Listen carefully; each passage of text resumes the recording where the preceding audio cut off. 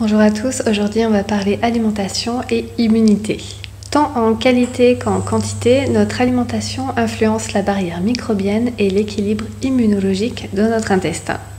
En effet, renfermant environ 100 000 milliards de bactéries utiles, qui nous protègent des bactéries pathogènes et des virus, notre flore intestinale constitue l'un de nos principaux systèmes de défense. La deuxième ligne de défense est le foie, qui filtre le sang venu de l'intestin.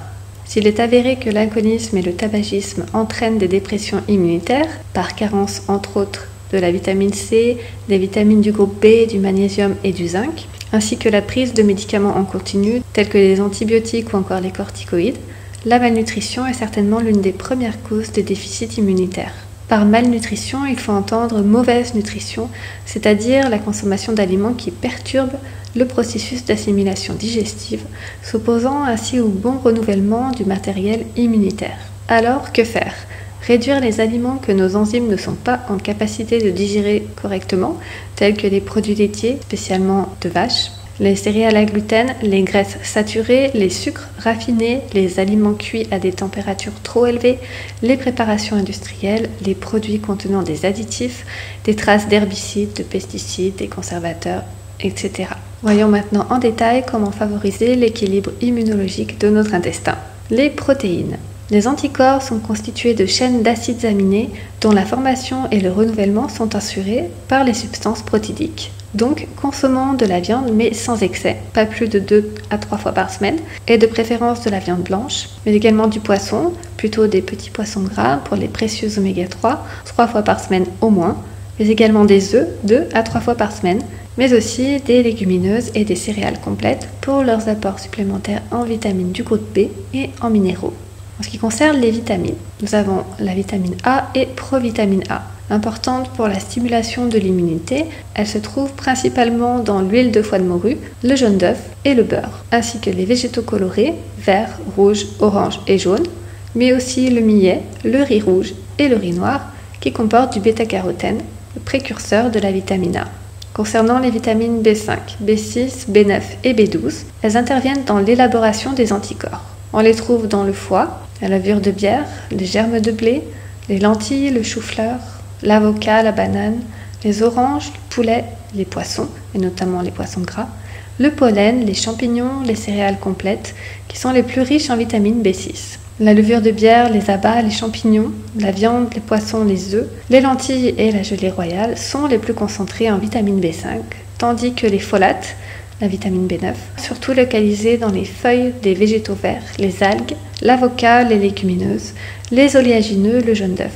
Le hareng et le maquereau sont les plus riches en vitamine B12, présentes également dans tous les poissons gras, mollusques, coquillages, les abats, le bœuf, l'agneau, la volaille, les œufs et le fromage. Concernant la vitamine C, elle favorise la migration des cellules macrophages, qui sont les cellules dévoreuses de tout ce qui n'est pas utile à l'organisme, et elle possède à la fois des propriétés anti-infectieuses et toniques. Les fruits les mieux pourvus en vitamine C sont le kiwi, la papaye, la mangue, le cassis et tous les fruits rouges, les agrumes, le melon. Et côté légumes, on a le poivron, le persil et tous les choux, les épinards, le cresson et les petits pois. Concernant la vitamine D, son rôle est indispensable à l'immunité, c'est désormais reconnu. On conseille une supplémentation de au moins 1000 UI par jour pour une personne en bonne santé et entre 2000 et 4000 UI par jour pour des personnes souffrant de cancer, de maladies cardiovasculaires ou encore de diabète. L'alimentation seule étant insuffisante, on en trouve toutefois dans le foie de morue, les poissons gras, les jaunes d'œufs, le beurre, mais également parce qu'en hiver, s'exposer au soleil ne permet pas de la synthétiser suffisamment. En ce qui concerne les minéraux et les oligo-éléments, on a le zinc. Une carence peut amener à une atrophie des organes lymphoïdes. Quand on a une carence en zinc, on peut développer des infections de plus longue durée.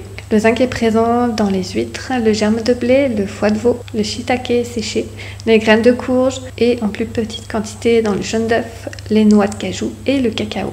Nous avons également le sélénium qui est très important. Associé aux vitamines C et E, il accroît la réponse immunitaire. Pour faire le plein de sélénium, il vous suffit de manger une noix du Brésil par jour. Mais on en trouve également dans les fruits de mer, les poissons, les abats, dans la viande et un peu dans certains légumes, dans les champignons, les brocolis et les choux, tout comme les haricots secs, le soja et dans l'ail cru. On a également le magnésium qui est indispensable pour fortifier l'immunité. On le trouve essentiellement dans les fruits et les légumes frais et secs, dans les céréales complètes et surtout le sarrasin, dans la spiruline et le chocolat noir. Enfin, on a le fer qui renforce le système immunitaire, qui augmente la résistance à la fatigue et aux infections. On va préférer le fer d'origine végétale. On en trouve dans la spiruline, la chlorelle, le cacao, les graines de courge et de sésame, mais également dans le soja, dans les orties, les haricots blancs, le persil, les abricots secs et les épinards. Enfin, on n'oubliera pas d'introduire des légumes lactofermentés ainsi que du pollen cru qui sont de véritables probiotiques naturels. Merci beaucoup d'avoir écouté jusqu'au bout, j'espère que ça vous a plu. N'hésitez pas à liker et à partager si vous pensez que ça peut intéresser et inspirer des personnes. Et moi je vous dis à très bientôt pour une nouvelle vidéo.